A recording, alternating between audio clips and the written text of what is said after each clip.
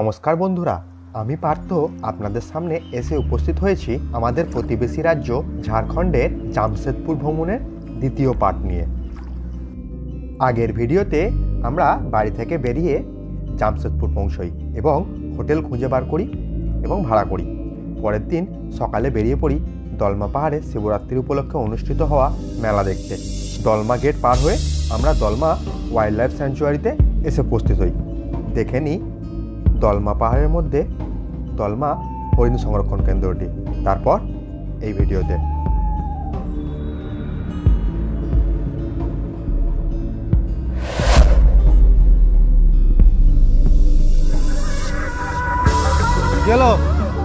সবে মাত্র কিছুটা উপরে উঠেছি।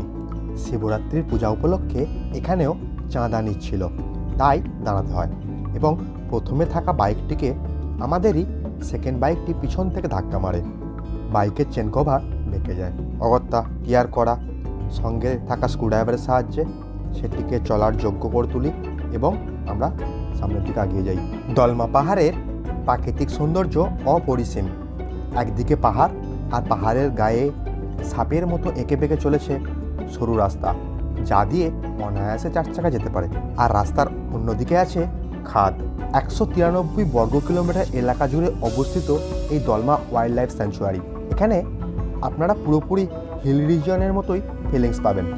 তবে তথাকথিত পার্বত্য অঞ্চলে সরলবর্গীয় বৃক্ষের পরিবর্তে এখানে শাল, মহুয়া, পলাশ, শিমুল ইত্যাদি গাছ পাবেন। সরলবর্গীয় বৃক্ষের সাথে এখানে রূপের যেটুকু তারতম্য হওয়া উচিত সেটুকুই। তা সত্ত্বেও আমি একজন ভ্রমণপিপাসী মানুষ হিসাবে ঝাড়খণ্ড সরকারের একটু স্পেশাল দৃষ্টি প্রার্থনা করব এই অঞ্চলের উপর। অবস্থা খুব খারাপ, মানে মেনলি ধুলোর জন্য। রাস্তা আমার মতো এখনও পর্যন্ত যতটা এসেছি একটু ভালো লাগেনি। বর্ষায় যদি এই পথে আসেন কখনো তো কাদায় ভর্তি হয়ে যাবেন। বাঁকুড়ার মোড়াম ফেলা রাস্তা, আর কিছু কিছু জায়গায় আছে এরকম ঢালাই করা, যেটা দেখছেন এরকম ঢালাই, আর কিছু জায়গা আছে একদম বাঁকুড়া রাস্তা ধুলোয় ভর্তি, একদম যাচ্ছে তাই অবস্থা।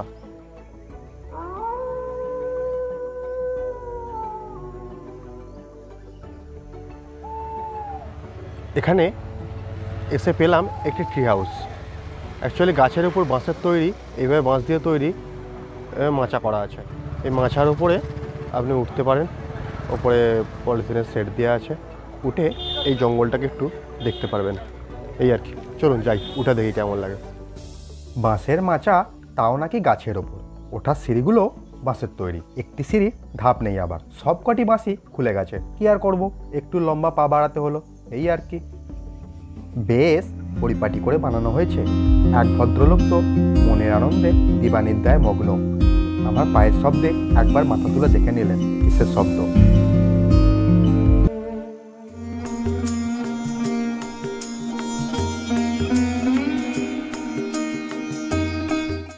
অর্ঘ্য আমাকে অনুসরণ করে ওপরে উঠে এসেছে।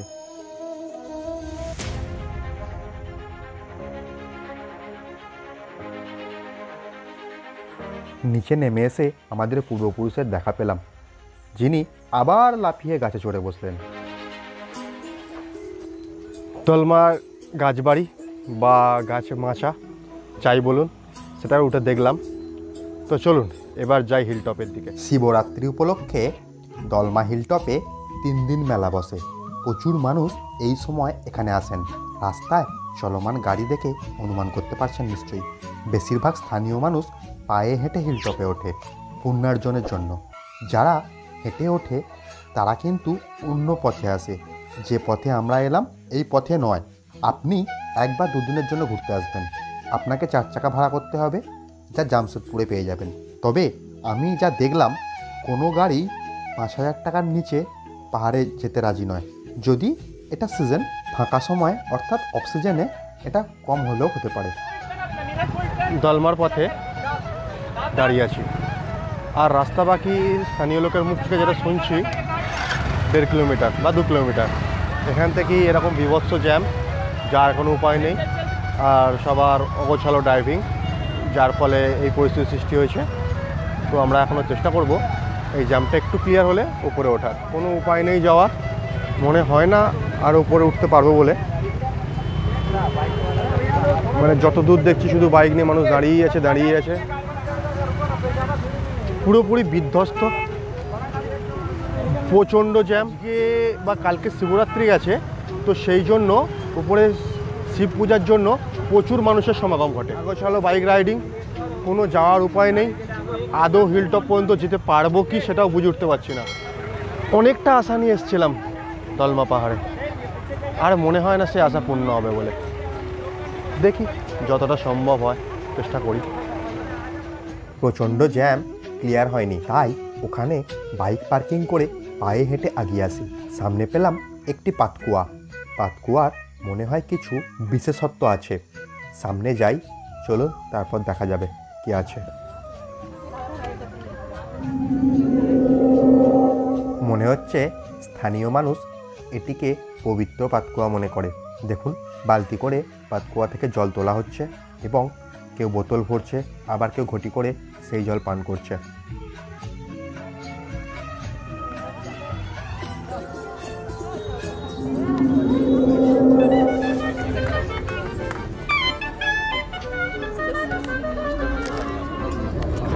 এরপর আমরা সামনের দিকে অর্থাৎ হিলটপের দিকে এগিয়ে যাই। এখন পথে এত মানুষ দেখছেন, অন্য সময় এটি প্রায় নির্জন থাকে। এই পথটি অনায়াসেই আপনারা 4 চাকা নিয়ে আসতে পারবেন।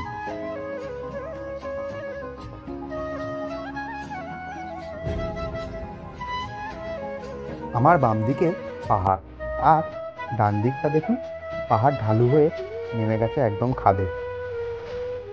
এখানটা দেখে প্রথমে ভেবেছিলাম কোনো মন্দির আছে, পরে বুঝলাম সৌন্দর্যের নিরিখে এটি একটি সেলফি জোন বা বিশ্রামস্থল।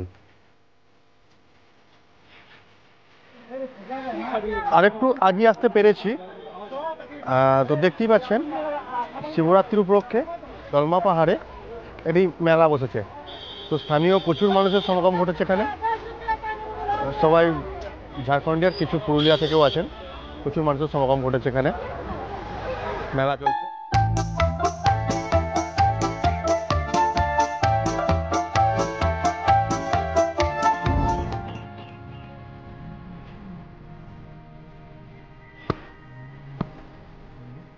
এখানে অ্যাকচুয়ালি ফোনের নেটওয়ার্ক পাবেন, মানে ফোনের নেটওয়ার্ক দেখতে পাবেন, বাট কোনো কাজ হবে না। মানে ইভেন জিও, এয়ারটেল, ভোডা সবেরই একই অবস্থা দেখছি।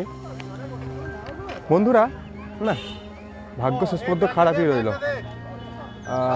উপরের সবটা মানে মন্দির দর্শন করা থেকে নিজেদেরকে বঞ্চিতই থাকতে হলো। প্রচণ্ড ভিড়। তো আমি বলবো তখন এই মেলার সময় এই দলমা পাহাড়কে এড়িয়ে চলুন, অন্যান্য ফাঁকার সময় আসুন, শান্তি করে ঠাকুরের দর্শন থেকে শুরু করে সব পাবেন। আমরা নিচে নামার পথ ধরলাম। রাস্তা ক্লিয়ার, কোনো গাড়ির চাপ নেই। ঘড়ির কাঁটা জানান দিচ্ছে সময় বিকাল 4টে পার হয়ে গেছে, তাই হয়তো এই অবস্থা। ফেরার পথে একটা জিনিস দেখাই। দুজনে দেখুন লাল মাটি সংগ্রহ করছে, কারণ বাড়ির দেওয়াল রঙিন করবে। রথ দেখা ও কলা বেচা দুটোই হবে। আমার মনে হয় এই যে ছোট ছোট তথ্যগুলো নিজের অজান্তে উপলব্ধি করতে পারছি, অন্য কালচারের নিদর্শন পাচ্ছি, এটা ভ্রমণের সার্থকতা ছাড়া আর কি। এই গেস্ট হাউসের রিসেপশন বা কথা বলার মতো জায়গা, সেটা ওই তাহলে এটা বুকিং কীভাবে হয়? বুকিং নিচে থেকে বুক করতে হয়। এর নাম কি? এটা দলমা হিলটপ থেকে একটু নেমেই পাবেন একটি গেস্ট হাউস। এটি ফরেস্ট ডিপার্টমেন্টের গেস্ট হাউস। এটির অবস্থান খুব সুন্দর জায়গায়। একটি ওয়াচ টাওয়ার আছে দেখছি। কোনো রিসেপশন বা কথা বলার মতো এখানে কেউ নেই। একজন পরিচারককে পেলাম, যিনি বললেন এটি ফরেস্ট ডিপার্টমেন্টের সঙ্গে যোগাযোগ ছাড়া বুকিং অসম্ভব। অন্য ঘুরপথে ভালো টাকার বিনিময়ে এটি বুকিং পেতে পারেন, তবে সব কিছুই অফ ক্যামেরা বলেছিলেন। নামবে কি করে যারা উঠেছে?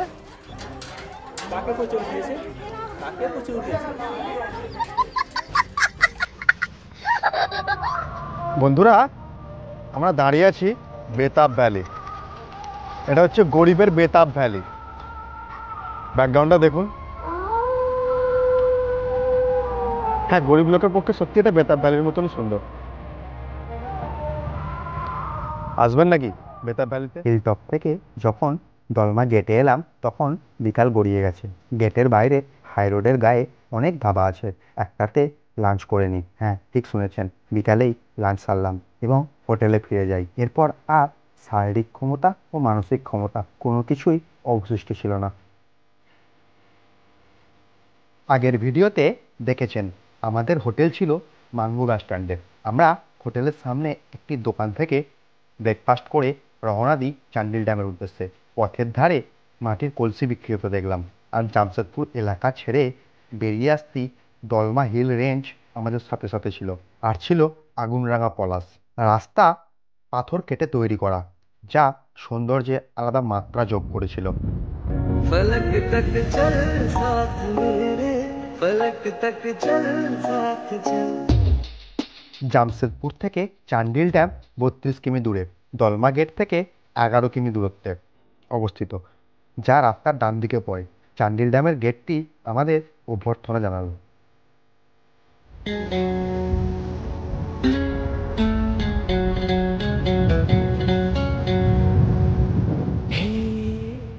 চান্ডিল ড্যাম মূলত সুবর্ণরেখা নদীর জলাধার। হাই রোডের উপর চান্ডিল গেট থেকে ড্যামটি 4 কিলোমিটার ভিতরে অবস্থিত। আমার ডান দিকে ড্যামের লক গেট দেখতে পাচ্ছেন। নদীর উপরে আছে ইতস্তত বেশ কিছু পাথর, যার উপর সবুজ আগাছা জন্মেছে। আমার পড়া চোখে এই দৃশ্য বেশ সুন্দর লাগলো। যদি কবিত্ব করতে জানতাম, না জানি এটাকে কিসের সাথে তুলনা করে ফেলতাম। লক গেট থেকে উপরে ওঠার সময় এই বোর্ডটিকে লক্ষ্য করে এগিয়ে যান।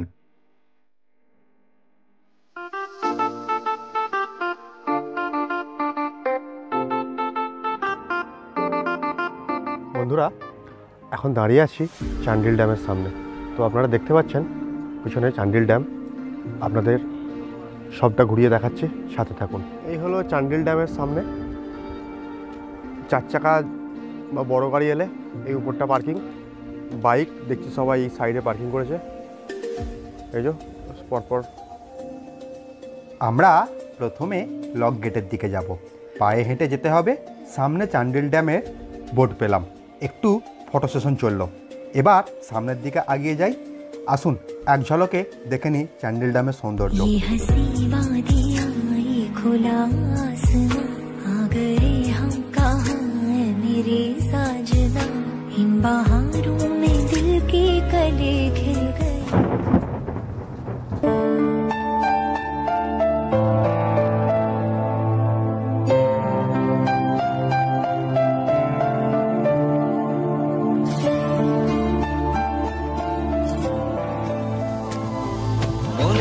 ছবিটায় লিখেছে তোমার, প্রেমেরই কবিতায় লিখেছে তোমার।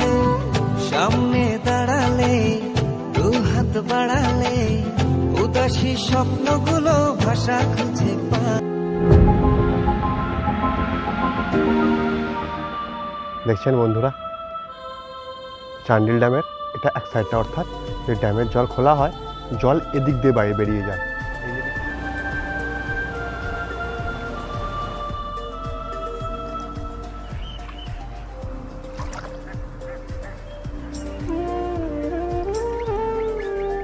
অসাধারণ সুন্দর।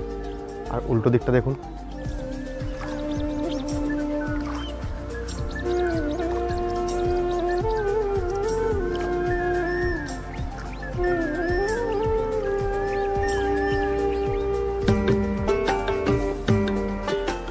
তো দেখতেই পাচ্ছেন পিছনের ব্যাকগ্রাউন্ড থেকে শুরু করে টোটাল ড্যামটা বিশাল বড়, অনেক বড় ড্যাম।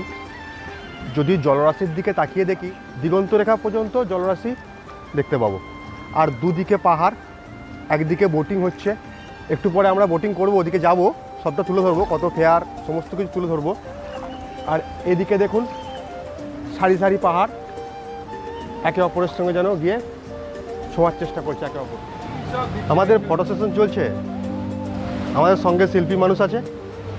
এই ভাই অ্যাকচুয়ালি শর্ট ফিল্ম মেকার, নিজস্ব একটা ইউটিউব চ্যানেলও আছে, মনো ড্রিম। বিশেষত আসার উদ্দেশ্যটা হচ্ছে কয়েকদিন ধরেই চলছে টুকটা। তো এইখানে যে লোকেশান আছে, সেই লোকেশানে একটা মিউজিক ভিডিওর করা চলছে আর কি। তো সেই উদ্দেশ্যেই আসা। তাহলে বুঝতেই পারছেন বন্ধুরা, আমাদের ভ্রমণ সাথে কাজ সমস্ত কিছু একসঙ্গে চলছে।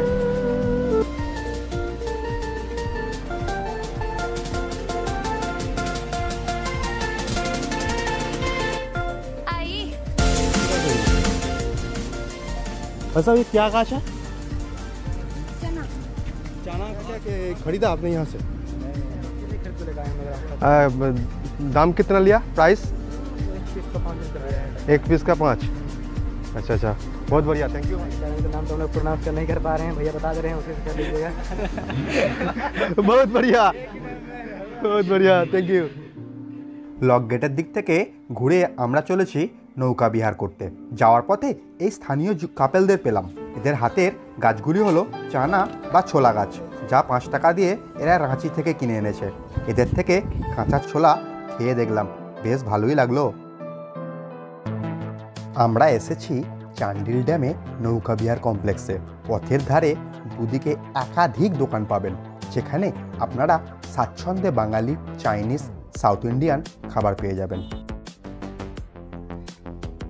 এই অকুল দরিয়ায় ক্ষুদ্র পতঙ্গের মতো আগিয়ে আসা বোটটিকে দেখুন, অসম্ভব সুন্দর লাগছে। তো এই হলো চান্ডিল ড্যামের বুকিং কাউন্টার। এখান থেকে টিকিট কাটতে হবে। আর বুকিং কাউন্টারের একদম সামনেই, এই যে দেখতে পাচ্ছেন একদম সামনেই, এখানেই বোটিং শুরু। এখান থেকে বোটিং করতে হয়। দেখুন এখানে টিকিট এর রেটটা একটু দেখে নিন। 10 সিটার বোটে 1000 টাকা, 9 সিটার 900 টাকা, 7 সিটার 700 টাকা, অর্থাৎ পার হেড 100 টাকা। এই হলো এখানে রেট। এখান থেকে টিকিট কেটে নিন। এই যে চান্ডিল ড্যাম, নৌকা ওয়েট করছে। আমরা এবার সবাই মিলে একসঙ্গে বোটিং করবো, নৌকা চড়বো। Thank you. তো বন্ধুরা, আমরা নৌকায় চড়ে বসেছি। এই যে লাইফ জ্যাকেট পরিয়ে দিয়েছে, একটু ডুববো না, চলুন।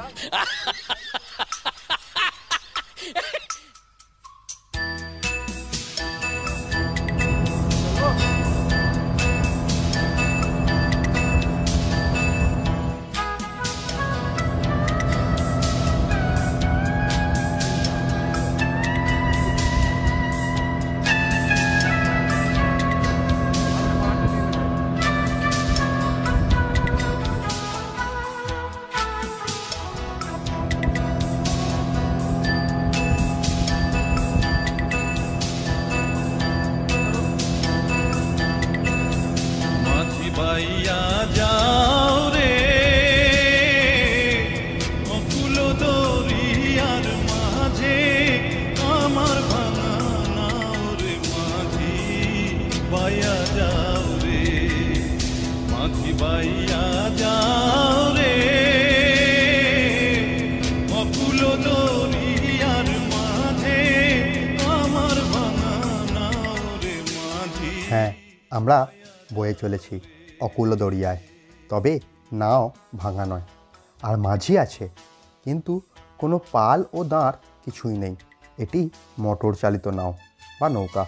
নৌকা ভ্রমণের সময় মাত্র 5 থেকে 6 মিনিট। ড্যামের অন্য প্রান্তে আপনাকে নিয়ে যাবে, আবার রিটার্ন। যাই হোক, খুব এনজয় করতে পারবেন, কথা দিচ্ছি খুব ভালো লাগবে। আমার মতে নৌকা বিহারে এর থেকে বেশি মজা ও অ্যাডভেঞ্চার আছে পুরুলিয়া রঘুনাথপুরের। এর কাছে তেলকুপি নৌকা বিহারে, ওখানে অন্য মাত্রার আনন্দ পাবেন। তবে গন্তব্য যখন জামশেদপুর, দলমা, তখন চান্ডিলের নৌকা বিহার অবশ্যই ইনক্লুড করবেন বন্ধুরা।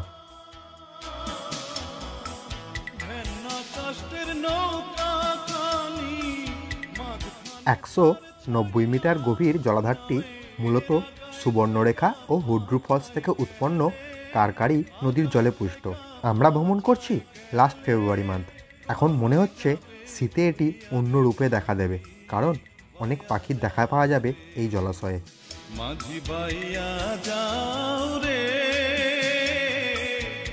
অকুল দরিয়ার মাঝে, আমার ভাঙা নাও রে মাঝি বাইয়া যাও রে। তো বন্ধুরা,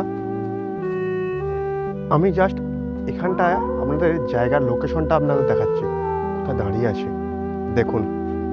জাস্ট ভালোবেসে ফেলবেন জায়গাটাকে।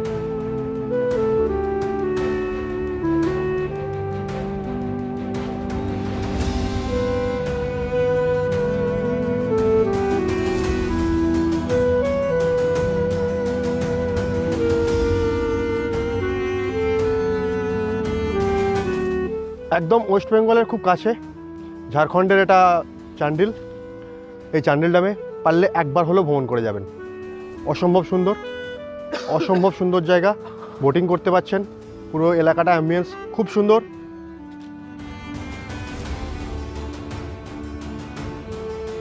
আমি এতক্ষণ এই জায়গাটা তুলে ধরলাম, আর এটাই হলো হোটেল সানসেট পয়েন্ট যাওয়ার রাস্তা। এখান থেকে যেটা দেখলাম, এটি মূলত প্রেমিক প্রেমিকাদের পুনর্মিলন স্থল। স্থানীয় অনেক কাপেল এখানে একান্তে সময় অতিবাহিত করছে। চলুন এবার পরবর্তী গন্তব্যস্থলে যাওয়া যাক, যা প্রায় জামশেদপুরে অবস্থিত ডিমনা লেক।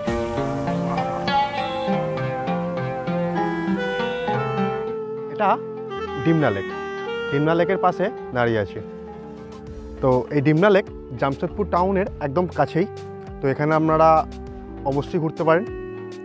এখানে এক্সট্রা সুবিধা হিসাবে আপনারা প্রচুর প্রচুর প্রচুর পলাশ পাবেন, প্রচুর পলাশ পাবেন। দেখুন যেন বনে আগুন ধরে গেছে। আগুন মানে পলাশের রং, আগুন রঙা পলাশ। পলাশের সাথে সাথে আমরা এবার ডিমনা লেকটা একটু দেখে নিই। এটি একটি কৃত্রিম জলাধার, যা টাটা স্টিলের দ্বারা 1944 সালে তৈরি হয়। এখান থেকে জামশেদপুর শহরে জল সরবরাহ করা হয়। গরমের সময় এখানে জল যদি কমে যায়, তখন চান্ডিল ড্যাম থেকে এই ডিমনা লেকে জল আনার সুবন্দোবস্ত আছে। এই জায়গাটি খুব সুন্দর। শীতের সময় এটি মানুষের ভিড়ে পরিপূর্ণ হয়ে ওঠে। সবাই এখানে পিকনিক করতে আসে মূলত। এছাড়াও এখানে আপনারা বোটিং, রক ক্লাইম্বিং এর ব্যবস্থা আছে, সবগুলি উপভোগ করতে পারেন। থাকার হোটেলও আছে এখানে। এর নিকটবর্তী ঘোরার জায়গা হিসেবে থাকছে জুবিলি পার্ক, এর জামশেদপুরে, ও রঙ্কিনী দেবীর মন্দির যদুগোড়ায়। জামশেদপুরে বিখ্যাত ও সুন্দর পার্ক হলো জুবিলি পার্ক। তবে এটি জামশেদজি টাটার জন্মদিন উপলক্ষে নতুন করে সাজানো হচ্ছিল, তাই জুবিলি পার্ক বন্ধ ছিল। কিন্তু পার্কের সামনে অনেক ফুড স্টল পাবেন, প্রায় মেলার মতো মনে হয়েছিল আমার। আমরা এখান থেকেই হালকা ফাস্টফুড খেয়ে চলে যাই পার্শ্ববর্তী স্যার দরবারজি টাটা পার্কে। এটিও যথেষ্ট পরিপাটি করে সাজানো পার্ক। এখানটা আমরা নিজেদের মতো করে ঘুরি, এরপর সন্ধ্যা নেমে আসে।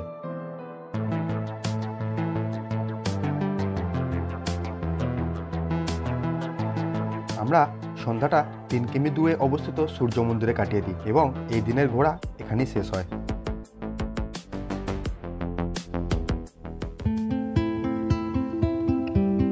পরের দিন সকালে ব্রেকফাস্ট করে বেরিয়ে পড়ি বাড়ি ফেরার উদ্দেশ্যে। কিন্তু মন এখনো ঘুরতে চাইছে, পিপাসা এখনো মেটেনি। জানি আমি তো এই ভ্রমণ পিপাসা থেকেই যাবে, তাই ফেরার পথে আরেকটি নতুন জায়গায় চলুন আপনাদেরও সাথে নিয়ে যাই। বন্ধুরা, এখন দাঁড়িয়ে আছি বুরুডি ড্যামে। তো অ্যাকচুয়ালি আপনারা তখন দেখলেন আমরা গিয়েছিলাম দলমা থেকে ফেরার সময় ঘাটশিলার উপর দিয়ে ফিরছিলাম হাই রোডটা হয়ে। তো বুরুডি ড্যামটা এক চক্কর ঘুরে যাওয়া। তো এখানে এসে দেখছি তো অসাধারণ সুন্দর, অনেকগুলি পাহাড়ের কোলে এই ড্যামটি। তো এই দলমা পাহাড় আসার সময় অন রোডই রাস্তার গাড়ি পড়ে, মেন হাই রোড থেকে মাত্র 6 কিলোমিটার ঢুকতে হয়। আসতেই পারেন অনায়াসে, এখানে ভালো লাগবে। তো আমি আরও ডিটেলসে আস্তে আস্তে দেখাচ্ছি। ড্যামটা একবার আপনাদের সামনে তুলে ধরছি, দেখুন।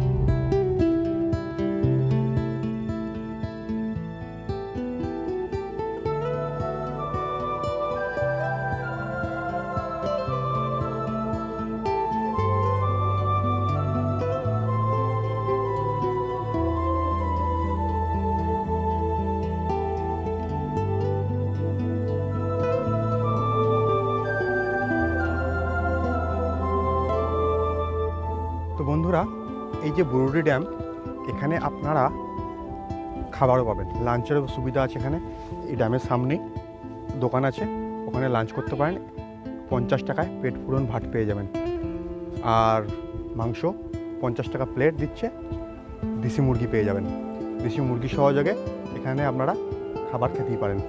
আর দূরত্বটা আগেই বললাম, ঘাটশিলার যে মেন হাই রোড, ঘাটশিলা হয়ে যে মেন হাই রোড গেছে, হাই রোড থেকে এই বুরুডি ড্যামের দূরত্ব মাত্র 6 কিলোমিটার। আরেকটি স্পট আছে এখানে ঘোরার জন্য, সেটি হলো ধারাগিরি ফলস, খুব সামনেই। এখান থেকে 4 কিলোমিটার দূরে ধারাগিরি ফলস আছে, তো ওখানেও আপনারা আসতে পারেন। তো এই হলো জায়গাটা দেখালাম, চলুন সাথে থাকুন, কথা হবে, দেখা হবে। যদি ভিডিওটি ভালো লাগে লাইক, কমেন্ট, সাবস্ক্রাইব করবেন। থ্যাংক ইউ বন্ধুরা।